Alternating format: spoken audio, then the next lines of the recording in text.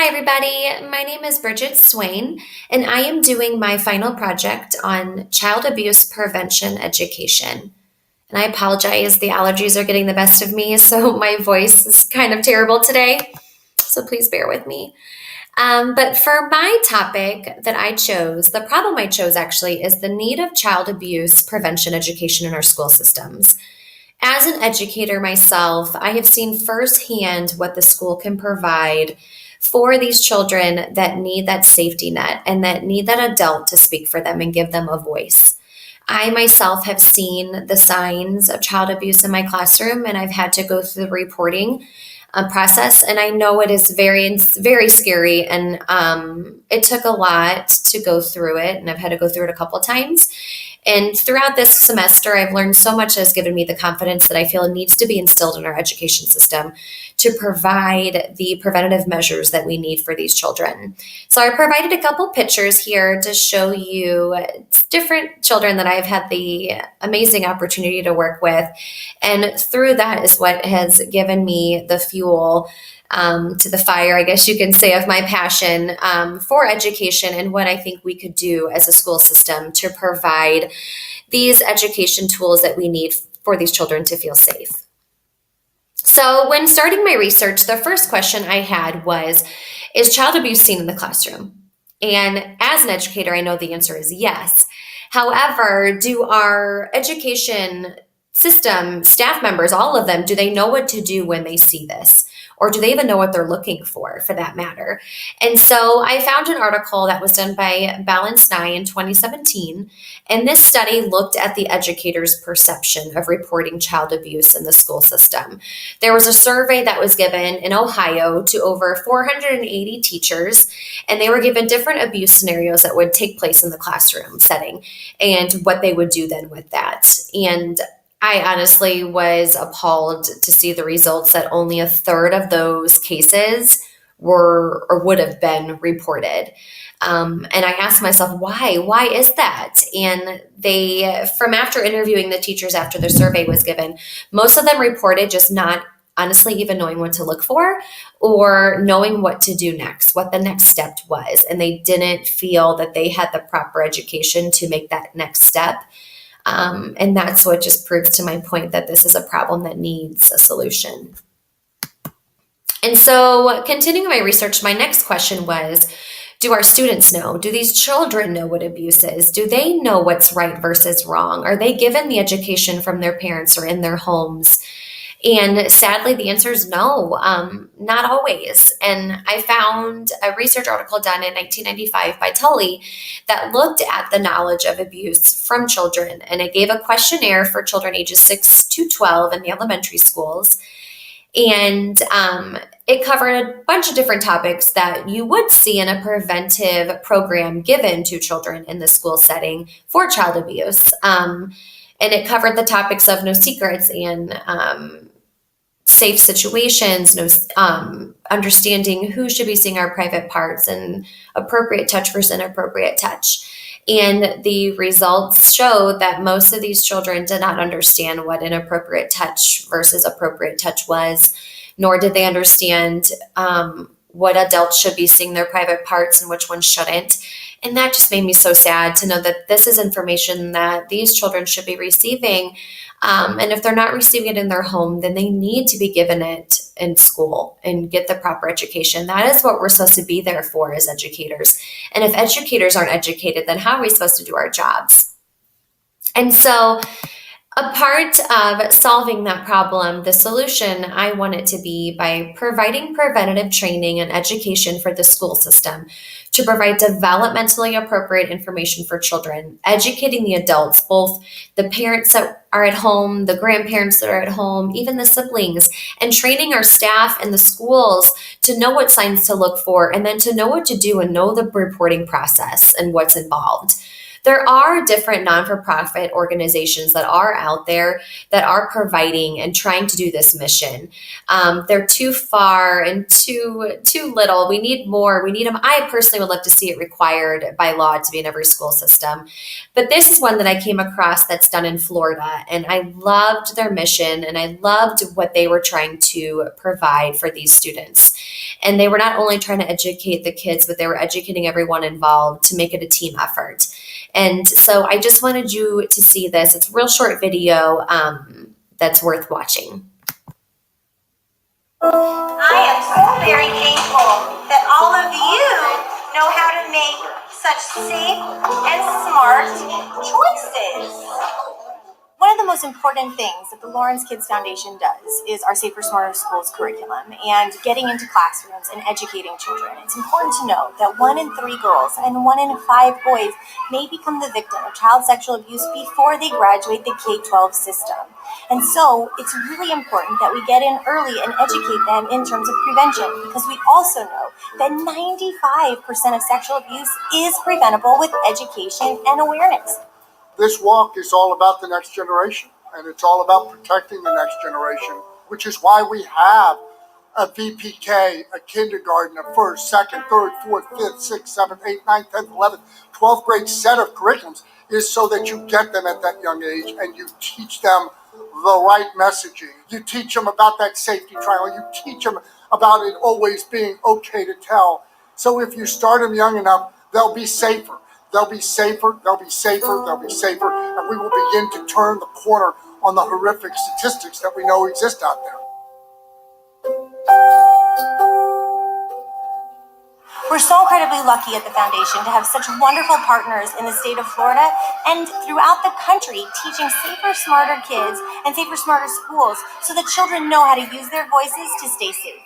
At the core of all of our educational materials, it's the message that it is always okay to tell. About 6 years ago, we started teaching the children the lessons in the Lawrence Kids Safer Smarter Kids program. We feel that it's important that children know that they need to be respected and that no one has the right to touch them in inappropriate places. It's an opportunity for them to learn as they would throughout their curriculum and throughout the day through a story that the teacher is reading to them and that they get to read on their own, as well as teaching them through videos that they get to watch to support the instruction and the tools that they're receiving to learn about the curriculum. The wonderful thing about the Safer Smarter Kids program is that it is age appropriate, and everything, all the lessons in the program allows children to learn in a very natural and a very safe and unscary way. We teach our students that when they are in the face of danger, no matter what it may be, physical, emotional, sexual, they need to be able to speak to an adult that they trust on any school campus. The Lawrence Kids curriculum actually helps cultivate the tools that students know it's okay to speak up. If they know of a friend that's in danger, it's okay to speak on their behalf and to go to a trusted adult that can take that information and make sure they go through the proper channels so that our students stay safe.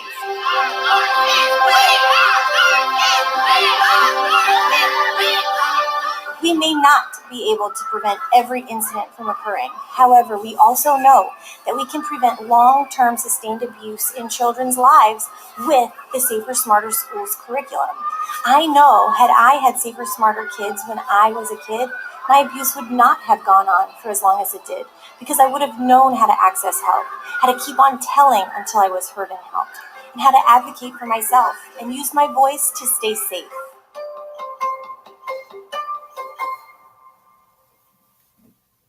Thank you guys for watching that. I really felt it was worth sharing. And for me, 95%, that number, I just could not get out of my head the first time I saw this, is that 95% of those cases could be prevented. And we need to start in the classroom. We need to give those children that voice. And like they said, letting them know that they have a trusted adult they can come to. And that's what we stand for as teachers. We're supposed to be that strong confidant that those children can come to, and the school environments need to find a way to provide just that.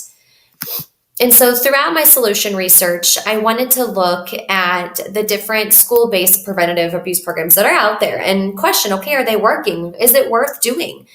And one that was done in New York City called Safe Touches was designed for kiddos for kindergartners up to third grade in the elementary school program. And they did a randomized study using over 890 students. And they randomly assigned those students between two groups, a control group and an intervention group. If the children were chosen for an intervention group, they would go through the actual Safe Touches program. And at the end of that program, they were given a true false questionnaire. And the control group that did not receive any program was also given this. So it was to be able to compare the two to see if that program really reached those kids and if the content was appropriate developmentally and had a lasting effect on them. And it did. It showed that the children in the intervention group had a higher understanding now of what Safe Touch was and what adults they could go to and what adults should be seeing their private parts and what no secrets meant and things of that sort. So it definitely showed that that school-based program was worth doing and had lasting effects on its students. Another one, which I didn't even realize at the time until I was finishing up my research, was what the program that was discussed in the video I showed you from Lawrence Kids is the Safer, Smarter Kids protocol. It's a curriculum that is given over 6 weeks long, just as they discussed in that video. And so this study was using that curriculum in elementary schools, and they did it for kindergartners and evaluated the knowledge they had prior to this curriculum and post. And over those 6 weeks, it also included the parents at home, which I really liked too. So it was giving them education tools to do with their children to help have those conversations that I think a lot of times parents just don't know how to and avoid. And so I loved that this curriculum involved the whole family as a part of the school learning program. And they obviously showed a huge difference between the pre-test and the post-test for these children and what they took from that. And I loved it too, because I think a lot of times people assume that our early childhood education students aren't ready for those topics. I think that's why a lot of times parents don't know how to discuss them because they don't think they'll understand it, but they do. And that's why it's so important that we start this in that preschool program and we continue it throughout their elementary experience. So my question to you guys is, what's next? After doing my research, it only validated the problem that we have in our school systems and the need for these preventative programs. And so I challenge you to think and to look. And if you don't have children, look at the community and the school communities around you. Look and see if they have these preventative programs. And if they don't, I challenge you to advocate. Give these kids a voice and let them know from everything that we learned from this semester of the importance of this education, and letting them know that there are organizations out there that can provide this curriculum and this education and the importance of it. So I truly challenge you to do that. I have, after this semester, as I've said, I've really gained confidence in this knowledge, and I'm excited to share this information with the districts that I have been subbing with and working with in hopes that they provide such programs, because I have never seen one in action in the different schools that I have worked at. And I would really, really love to see this, especially starting in the early childhood classrooms where I mainly have most of my work experience. I would love to see it in the preschool room. I think it would be a great start. It'd be a wonderful conversation starter, and it would give the education tools those families need to provide that proper preventative education. I think, you guys, 95%, if you don't take anything else away from my presentation, 95% of those cases of child abuse can be prevented just through education. So let's help make our the school systems a safer place, and let's educate them in providing these preventative programs to stop child abuse. Thank you, guys.